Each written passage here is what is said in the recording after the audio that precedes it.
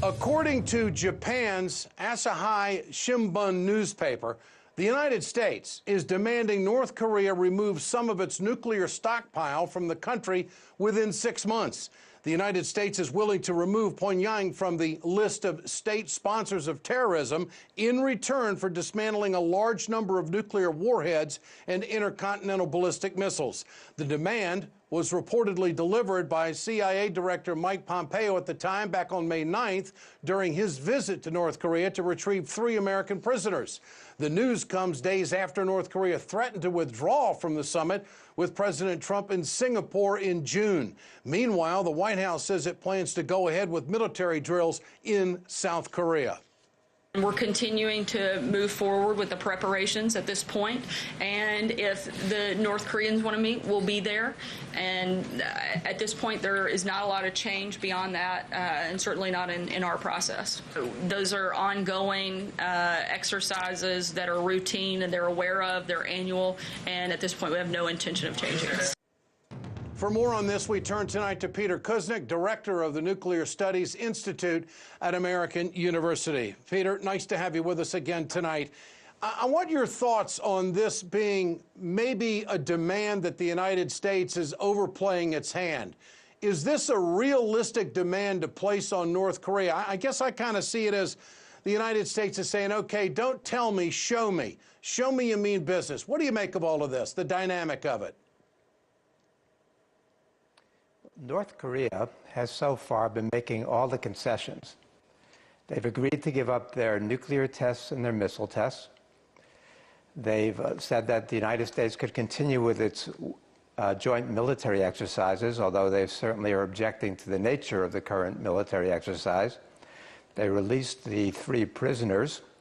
They agreed to dismantle their nuclear test site and invited international witnesses to the dismantling of it. So they made a lot of concessions. And then when the United States came back with these hardline statements, especially Bolton's statement, that was a little too much for them. From Bolton said that we're going to use the Libya model, which means that we want complete, sudden, verifiable dismantlement of the entirety of North Korea's nuclear program. What Libya represents to North Korea is a country that gave up its nuclear program, gave up its weapons of mass destruction, and then was invaded by NATO and the United States. The government was overthrown. Gaddafi was murdered. And to North Korea, so when Bolton, who's called for preemptive strikes against North Korea to begin with, now makes these kinds of statements and is the national security advisor to President Trump, that sends exactly the wrong message to North Korea. And so they responded very, very angrily. They've referred to Bolton as scum, and they have a very, very low regard for Bolton, who's been very aggressive in his statements toward North Korea. And so it was disappointing what happened because there was such optimism that with the meeting on June 12th in Singapore, we might really make some progress. And South Korea has been taking the lead.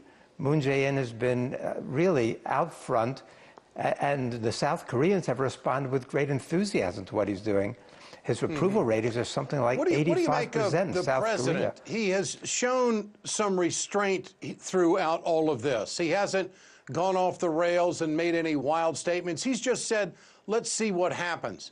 Do you think his best play is to reel in John Bolton or make some reassurances early on to the North Koreans? Where do you think the president is on this?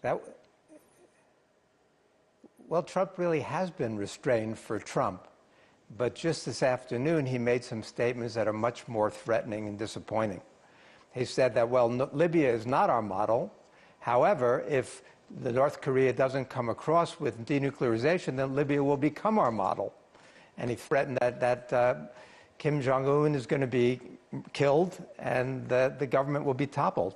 So Trump was playing his cards right, saying a lot of nice things about Kim Jong-un, surprising things after the North Koreans released the 3 prisoners, have been making some conciliatory statements.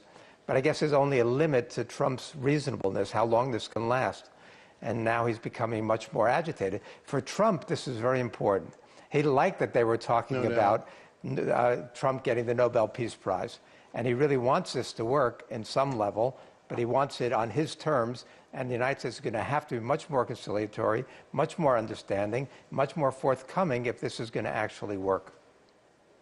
All right. Peter Kuznick, great to have you with us tonight. Thank you for your expertise and insight on this. I appreciate it.